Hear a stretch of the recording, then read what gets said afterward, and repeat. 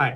देखो, मेरे बारे में थोड़ा जान लेते हैं। आई एम निहायत Farooq. I am first year MBBS student at GMC Srinagar और मैं नीट 2022 का एग्जाम देकर इस कॉलेज में आया था, जिसमें मेरा स्कोर था 670 out of 720, which was also my first attempt. But let's just say this never happened. Or even better, this did actually happen, but I somehow got magically sent 3 years back जब मैं 10th standard पास करके अपनी NEET की preparation शुरू करने ही वाला था, और वो भी अपनी पूरी नॉलेज और एक्सपीरियंस के साथ जो मेरे पास अभी है। अभी रियलिटी में कैसे पॉसिबल है वो मुझे भी नहीं पता, बट कोई फर्क नहीं पड़ता।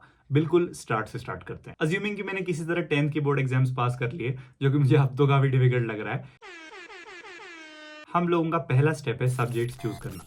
अब सबसे पहले वो सब्जेक्ट्स तो लेने ही थे जो नीट के लिए जरूरी है, यानी पीसीबी, और साथ में कोई इजी सा एडिशनल सब्जेक्ट जैसे एफई। मैथ्स मैंने अपने प्रिपरेशन के टाइम पर नहीं लिया था और मैं अभी भी सेम ही डिसीजन के साथ चला जाता। अब दूसरा स्टेप है कोई स्कूल ज्वाइन करना। मेरे अकॉर्डिंग जब आप किसी कॉम्पिटिटिव एग्जाम की तैयारी कर रहे हैं तो आपके लिए बेस्ट यही रहता है कि आप कोई डमी स्कूल ज्वाइन करें, ताकि आपको खुद से पढ़ने का ज्यादा से ज्यादा टाइम मिले। ये वो पहली चीज है जो मैं पास्ट में जाकर चेंज करने वाला हूँ, क्योंकि मैंने खुद 10th के बाद अपना रेगुलर स्कूल कंटिन्यू किया था, और ये एक चीज मेरे लिए काफी ज्यादा डेंजरस हो सकती थी। लेकिन इस मामले में मैं थोड़ा लकी था, क्योंकि कोविड की वजह से स्कूल्स मैक्सिमम टाइम बंद ही रहे और मुझे कोई ज्यादा फर्क नहीं पड़ा। अब स्कूलिंग के बाद नेक्स्ट पार्ट है कोचिंग। इस एक चीज में एक से बढ़कर एक ऑप्शंस अवेलेबल हैं, ऑफलाइन और ऑनलाइन प्लेटफॉर्म्स दोनों में। मैं खुद कौन सा चूज करता है ये डिपेंड करता है मेरी अफोर्डिंग पावर पर, और एक्चुअल में ये भी मैटर करता है कि आप जिस वाली ब्रांच में जाने वाले हैं वो सही में कितनी ज्यादा अच्छी है। मैंने अपनी प्रिपरेशन के टाइम पर आकाश राजबाग, जो कि श्रीनगर में है, वही चूज किया था, और मेरा डिसीजन सेम ही रहता, और फॉर्चुनेटली ये उस टाइम पे मेरे लिए अफोर्डेबल भी था। इसके अलावा मैंने पीडब्ल्यू का यकीन बैच भी लिया हुआ था, और मैं इससे काफी सारे टेस्ट, वीडियो लेक्चर्स, डीपीपीज वगैरह यूज करता था, और मैं अभी भी सेम ही चीज दोबारा करता। लेकिन अगर अफोर्डेबिलिटी मेरे लिए एक इशू होता तो मैं सिर्फ पीडब्ल्यू के यकीन बैच से ही अपनी प्रिपरेशन करता,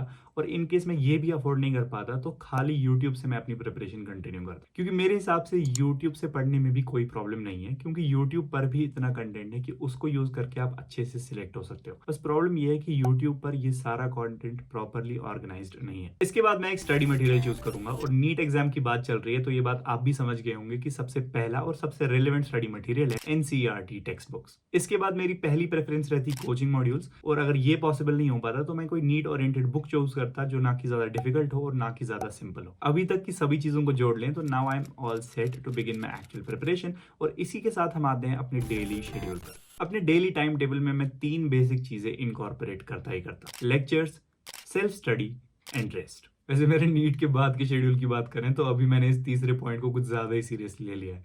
बिल्कुल रिक्स नहीं लेने का। बट वो छोड़ो, अभी नीट पे फोकस करते हैं। लेक्चर्स ऑफलाइन या ऑनलाइन कोचिंग दोनों के हो सकते हैं, और सेल्फ स्टडी में लेक्चर्स में जो भी पढ़ाया गया है उसका रिवीजन और साथ में क्वेश्चन प्रैक्टिस आता है, और रेस्ट में बाकी चीजें like meals, proper sleep, a hobby etcetera. Weekdays पे मेरा सेम ही शेड्यूल रहता, और वीकेंड्स पे मैं वो सब कुछ रिवाइज करता जो पूरे हफ्ते पढ़ाया गया है, और साथ में मैं वो टेस्ट देता जो मेरी कोचिंग या फिर मेरे ऑनलाइन बैच में कंडक्ट हो रहे हो। वैसे यहाँ तक आते आते आप ये भी समझ गए होंगे कि इस सब को एक एफिशिएंट तरीके में कंडक्ट करने के लिए एक प्रॉपर ऑफलाइन या ऑनलाइन मोड ऑफ स्टडिंग बहुत ज़्यादा ज़रूरी है, और आपको भी अपनी प्रिपरेशन में एक ऐसे मीडियम की ज़रूरत है। और अगर आपने अभी तक अपने लिए कोई भी ऐसा मीडियम डिसाइड नहीं किया है तो मेरे ओपिनियन में ऑनलाइन में आपको पीडब्ल्यू से बेटर ऑप्शन नहीं मिल सकता। मैंने खुद भी अपनी नीट प्रिपरेशन में पीडब्ल्यू के यकीन बैच से अपनी प्रिपरेशन की थी, और मैं आपको भी यही सेम चीज़ रिकमेंड करूंगा। और क्योंकि पीडब्ल्यू ने इस वीडियो को स्पॉन्सर भी किया है, इनके इंडिपेंडेंस डे ऑफर पर आपको इनके सभी बैचेस पे भारी डिस्काउंट्स भी मिलेंगे। तो यू कैन एनरोल इन यकीन 4.0, जो कि India's strongest NEET droppers batch उनके लिए जो नीट 2024 के लिए प्रिपेयर कर रहे हैं, और इसकी क्लासेस स्टार्ट हो रही हैं 28 अगस्त 2023 से, और इसका प्राइस है ₹3200। इसके अलावा अर्जुना 3.0 2024 11th क्लास के नीट एस्पिरेंट्स के लिए मिल रहा है एट ₹3200, और लक्ष्य 3.0 2024 12th क्लास के नीट एस्पिरेंट्स के लिए भी मिल रहा है ₹3200। इन सभी बैचेस में आपको मिलेंगे इंडिया के top educators for all 3 subjects, classes 6 days a week with 3 live lectures per day, DPPs, video solutions, quizzes, हर क्लास के पीडीएफ नोट्स, और साथ में एक प्रॉपरली प्लान्ड टेस्ट सीरीज भी। तो अगर आप इंटरेस्टेड हैं, आप डिस्क्रिप्शन में दिए हुए लिंक पर जा सकते हैं, और मेरा कोड NF150 यूज भी कर सकते हैं, आपको ₹150 ऑफ भी मिल जाएगा। अब बाकी वीडियो पे वापस आते हैं।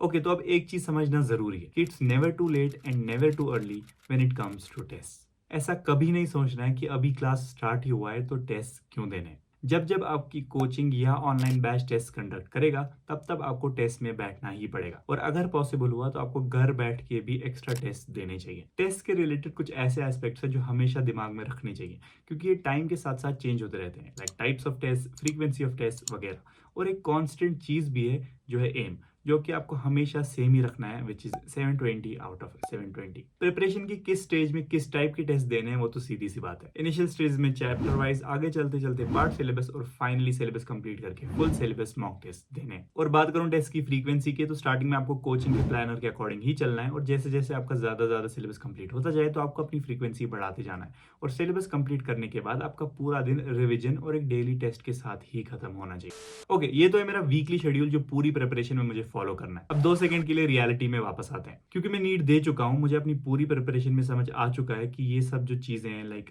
Daily schedule, test, daily planner वगैरह, ये सब इंपॉर्टेंट तो है, लेकिन इसके अलावा कुछ और पॉइंट्स भी हैं जो आपकी पूरी प्रिपरेशन को कैरी करते हैं। क्योंकि आखिरकार ये 2 साल का फेज कोई छोटा फेज नहीं है, और इस पूरे टाइम में अपनी प्रिपरेशन के साथ लगे रहना अपने आप में ही काफी बड़ी बात है। यानी consistency single most important factor है जो स्टूडेंट्स की सिलेक्शन डिटरमिन करता है। अब ऐसा पॉसिबल है कि अगर मैं हर दिन 6 घंटे पढ़ने का प्लान बनाऊं तो मैं एक दिन 10 घंटे और अगले दिन 2 घंटे भी पढ़ सकता हूँ, नेट रिजल्ट तो सेम ही रहेगा, राइट? रॉन्ग। ये गलती मैंने भी अपनी प्रिपरेशन में करी थी, और ये दूसरी वो चीज है जो मैं पास्ट में जाकर चेंज करूंगा। यानी कोशिश ये करनी है कि आप through out the preparation properly consistent रहें, क्योंकि कंसिस्टेंट रह के ही आपका स्टडी साइकिल अपने अकॉर्डिंग एडजस्ट हो जाता है और आप पढ़ाई को एंजॉय करना भी स्टार्ट कर देते हैं। अगली इंपॉर्टेंट चीज है सिलेबस को टाइम पर कंप्लीट करना। बात बिल्कुल सिंपल है, आप 11th पास करके 12th में जा रहे हो और आपका 11th का सिलेबस ही अभी इनकम्प्लीट हो, तो आप 12th के सिलेबस को पढ़ते पढ़ते 11th के सिलेबस का क्या करना है ये भी सोच रहे होंगे, और ऐसा करते हुए आपके 11th का सिलेबस तो खराब हुआ ही है, साथ में 12th का सिलेबस भी खराब हो जाएगा। And result